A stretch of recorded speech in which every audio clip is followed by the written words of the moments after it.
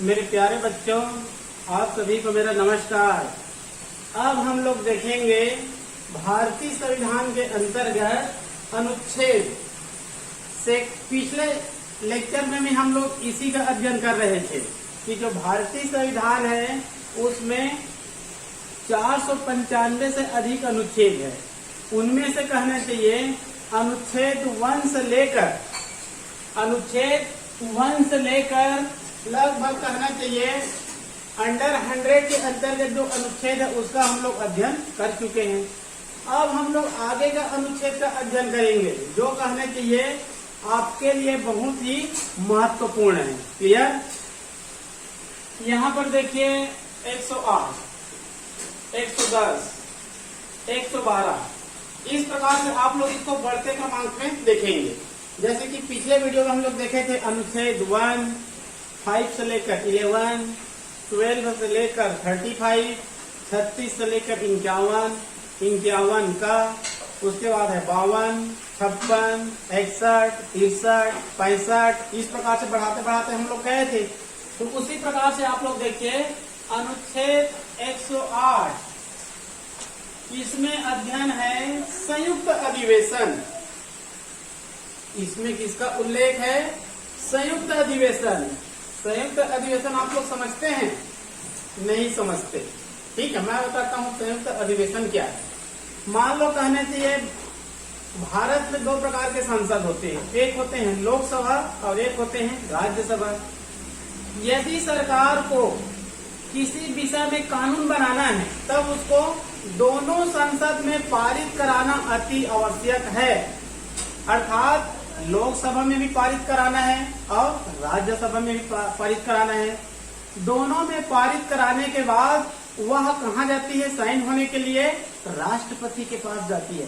जैसे ही राष्ट्रपति का साइन होता है तो क्या बन जाती है? एक नया कानून बन जाती है।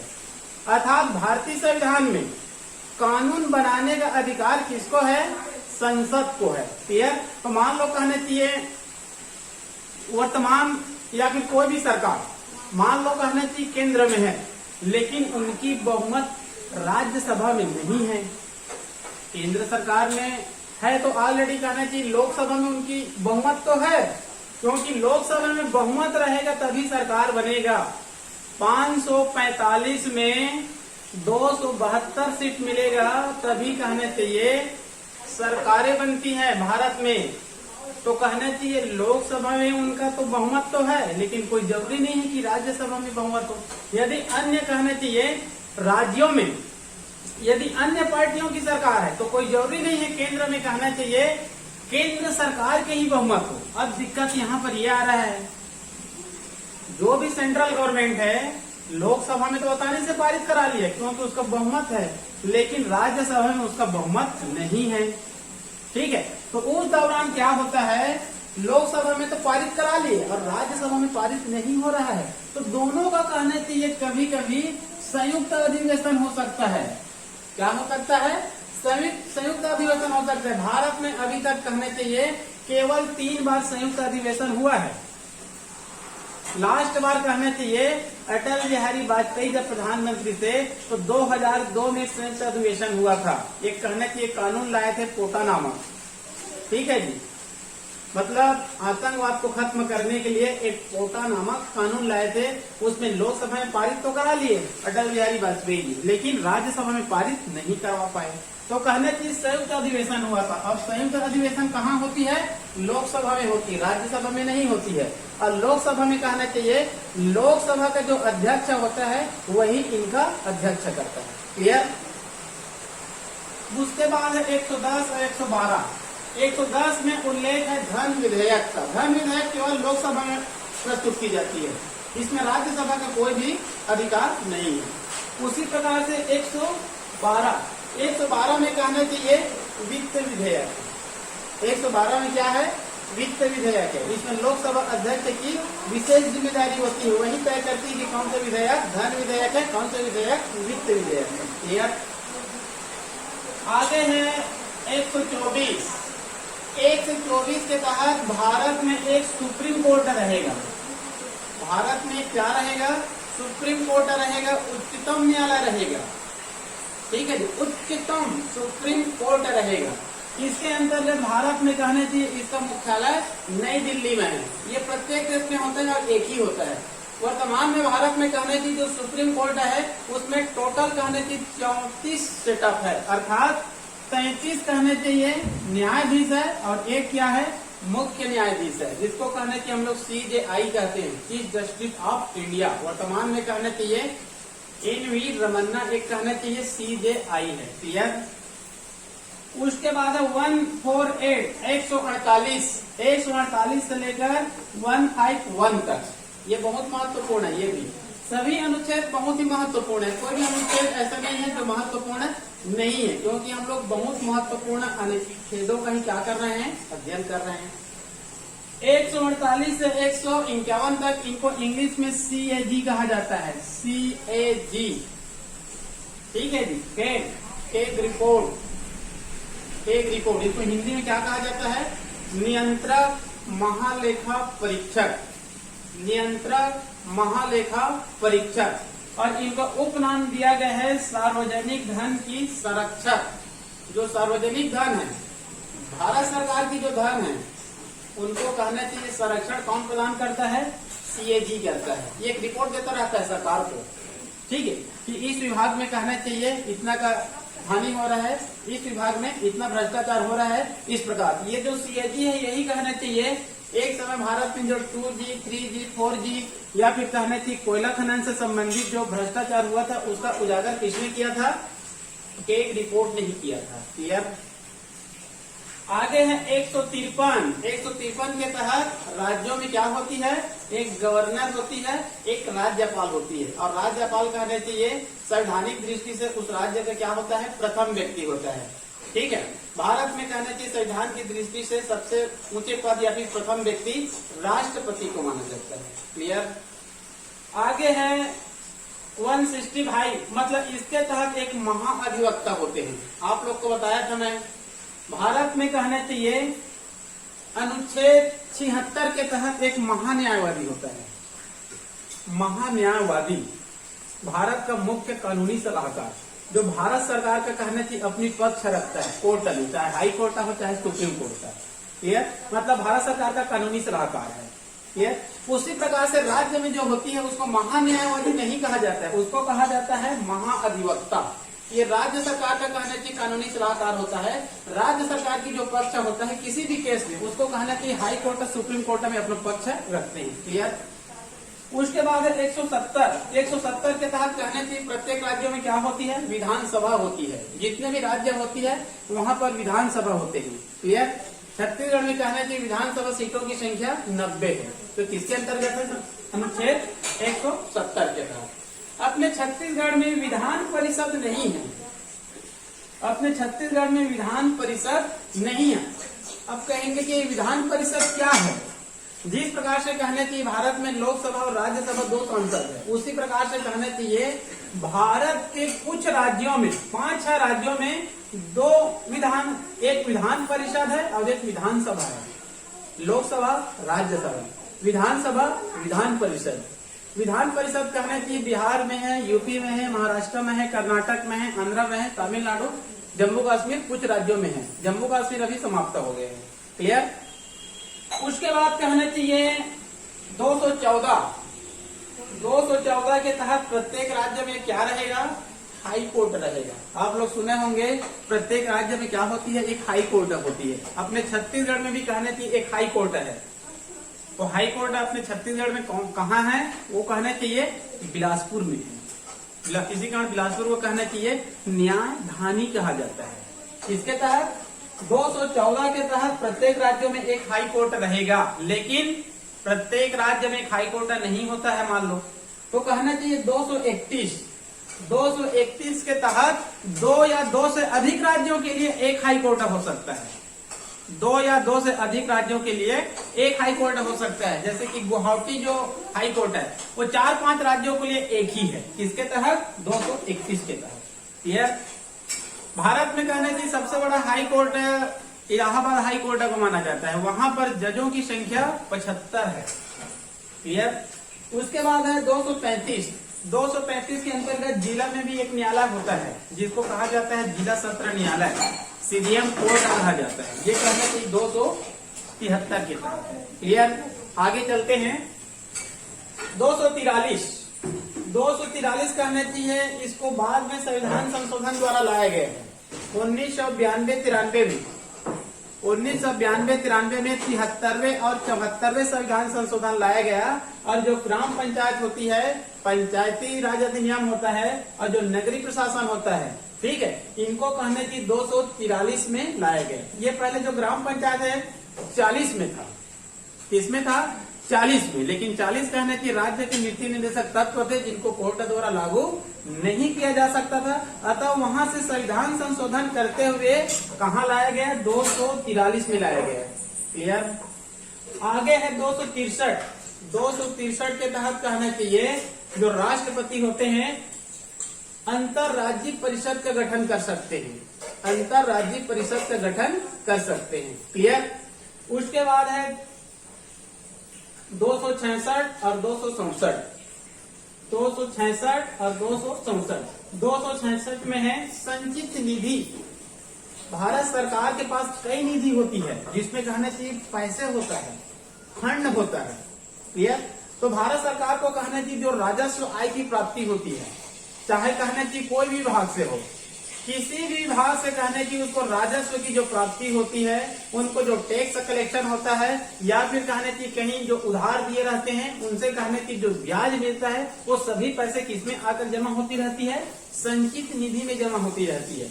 और संचित निधि से कहने की राजस्व को, पैसा को निकालने के लिए संसद से अनुमति क्या होती है? आवश्यक होती है। क्लियर, 267 ये कहने की आकस्मिक निधि है। ये आकस्मिक के लिए इसमें कुछ फंड होती है, इसके लिए कहने की संसद में स्वीकृति कराने की आवश्यकता नहीं होती है, ये केंद्र सरकार के अधीन होती है। इनको आवश्यकता पड़ने पर आकस्मिक रूप से इसको क्या कर सकते हैं? खर्चा कर सकते हैं। उसके बाद है 280।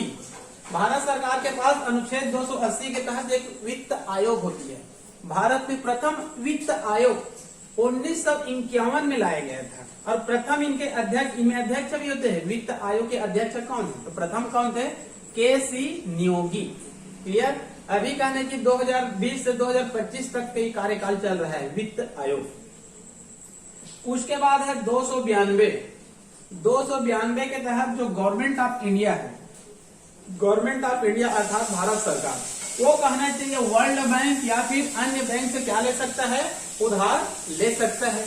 आप लोग सुने होंगे जो कहना चाहिए कम विकसित देश होते हैं या फिर कुछ राज्य होते हैं जो वर्ल्ड बैंक से या फिर एशियाई बैंक से या फिर अन्य बैंक से कहने के क्या लेते रहते हैं? उधार लेते रहते हैं।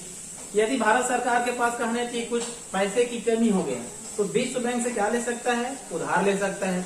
अभी जो कहने की छत्तीसगढ़ की सरकार आए दिन कहने की सुनने में मिलता रहता है कि इतने 1000 करोड़ क्या ले रहे हैं? उधार ले रहे हैं। तो कहाँ से उधार लेते हैं? ये कहना चाहिए या तो एशियाई बैंक से या फिर आरबीआई से या फिर वर्ल्ड बैंक से उधार लेते हैं। एक प्रकार से ये लोन है जिसका क्या देना पड़ता है? ब्याज देना पड़ता है। जिस प्रकार से कहना चाहिए कोई गरीब व्यक्ति किन्हीं न किन्हीं कार्यों के लिए बैंक से क्या लेते हैं? साहूकारों से क्या लेते हैं? ब्याज में पैसा लेते हैं। उसी प्रकार से कहना चाहिए जो केंद्र सरकार होते हैं ये भी 292 के तहत क्या लेते रहते हैं? ऋण लेते रहते हैं। क्लियर, आगे है 315 से 323 तक। इसमें कहने चाहिए यूपीएससी और स्टेट पीएससी। छत्तीसगढ़ है तो सीजीपीएससी, मध्य प्रदेश है तो एमपीपीएससी, उत्तर प्रदेश है तो यूपीसीएस। मतलब प्रत्येक राज्य में एक स्टेट पीएससी होता है और जो केंद्र में होता है उसको क्या कहते हैं? Union public service commission. इसके अंतर्गत कहना चाहिए जो आईएएस होते हैं, आईपीएस होते हैं, आईआरएस होते हैं, ठीक है। और अपने राज्यों में कहना चाहिए जो राज्य प्रशासनिक सेवा के अधिकारी होते हैं, चाहे डिप्टी कलेक्टर, डीएसपी या फिर तहसीलदार, जो भी कहना चाहिए जो प्रशासनिक अधिकारी होते हैं, चाहे राज्य का हो चाहे सेंट्रल गवर्नमेंट का हो, वो सब किसके अंतर्गत आते हैं? 315 से 323 के अंतर्गत, अर्थात इसका उल्लेख इसी में मिलेगा। क्लियर, ये सिविल सेवा संबंधित है। उसके बाद 324 से 329, ये भी बहुत महत्वपूर्ण है। ये कहने चाहिए इलेक्शन कमीशन, निर्वाचन आयोग। भारत में कहने चाहिए चुनाव कराने की जिम्मेदारी किसके ऊपर होती है? इलेक्शन कमीशन के ऊपर होता है। भारत में आए दिन कहने चाहिए चुनाव अगला चुनाव, फिर चुनाव, फिर चुनाव, क्योंकि कहना चाहिए 2019 में लोकसभा का चुनाव हुआ था, अगला कब होगा? 2024 में होगा। और भारत में कहना चाहिए 27, 28, 29 की संख्या में क्या है? राज्य सरकारें हैं। 2018 में वहां चुनाव हुआ, तो 20 में वहां हुआ, तो 2021 में वहां हुआ। मतलब भारत में अधिकांश समय चुनाव होते ही रहते हैं। ठीक है जी। तो कहना चाहिए चुनाव कराने की जिम्मेदारी किसकी होती है? इलेक्शन कमीशन की, भारत निर्वाचन आयोग। इसके तहत कहना चाहिए सेंट्रल में एक मुख्य चुनाव आयुक्त होते हैं और 2 अन्य चुनाव आयुक्त होते हैं, लेकिन तीनों का वेतन समान होता है। इसको एक बार क्वेश्चन में पूछा गया था, क्योंकि तीनों का वेतन क्या होता है? समान होता है, जबकि ये बड़े हैं। ये कहने चाहिए मुख्य है, मुख्य निर्वाचन आयुक्त और ये दोनों निर्वाचन आयुक्त। ठीक है। और राज्य में कहना चाहिए राज्य निर्वाचन पदाधिकारी होते हैं, उनकी सहायता से कहना चाहिए निर्वाचन होते रहते हैं। क्लियर। उसके बाद है 330 से 335, 330 से 335। ठीक है, ये भी बहुत महत्वपूर्ण है। हम लोग आए दिन सुनते रहते हैं आरक्षण आरक्षण आरक्षण, एसटी को इतना आरक्षण, एससी को इतना आरक्षण, ओबीसी को इतना आरक्षण, उत्तर प्रदेश में इतना आरक्षण, केंद्र में इतना आरक्षण, छत्तीसगढ़ में इतना आरक्षण। ठीक है जी। तो ये कहना चाहिए 330 से 335 के अंतर्गत जो कहना चाहिए एसटी वर्ग होते हैं, एससी वर्ग होते हैं और जो ओबीसी वर्ग होते हैं, इनको कहना चाहिए अपने वर्ग से प्रतिनिधित्व देने के लिए इनको आरक्षण दिया जाता है। सेंट्रल में कहना चाहिए ओबीसी को 27% आरक्षण मिलता है सेंट्रल में। जो एससी होते हैं उनको 16% दिया जाता है, जो एसटी होते हैं उनको 8% दिया जाता है। और ये अलग अलग राज्यों में अलग अलग होता है। जैसे अपने छत्तीसगढ़ में जनजाति बहुत अधिक है, 32% है, तो उनको 32% आरक्षण दिया जाता है। इस प्रकार से छोटे पदों से लेकर लगभग लोकसभा तक, विधानसभा सदस्य से लेकर लोकसभा तक आरक्षण दिया जाता है। लोकसभा के ऊपर आरक्षण नहीं है, अर्थात राज्यसभा में कोई भी आरक्षण नहीं है। क्लियर। उसके बाद है 340, 340 के अंतर्गत ओबीसी का एक आयोग बनाया गया है, अन्य पिछड़ा वर्ग आयोग। 341 इसके अंतर्गत कहना चाहिए अनुसूचित जाति का एक आयोग बनाया गया है। उसके बाद है 342 इसके अंतर्गत जो एसटी वर्ग है, जनजाति वर्ग है, इनके कहने के एक आयोग बनाया गया है। ठीक है जी।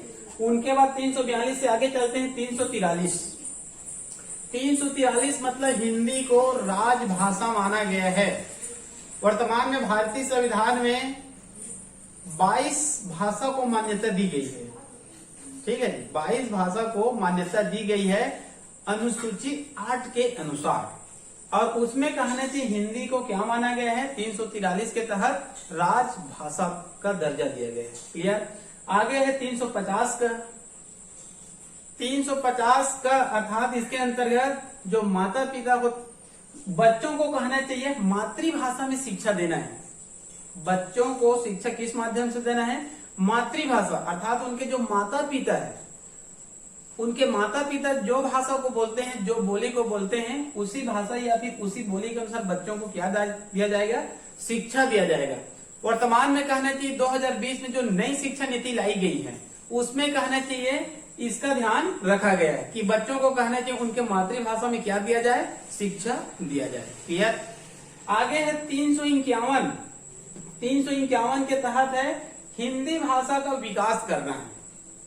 हिंदी भाषा का क्या करना है? विकास करना है। और 14 सितंबर को कहना चाहिए इसी कारण हिंदी दिवस के रूप में मनाया जाता है। क्लियर।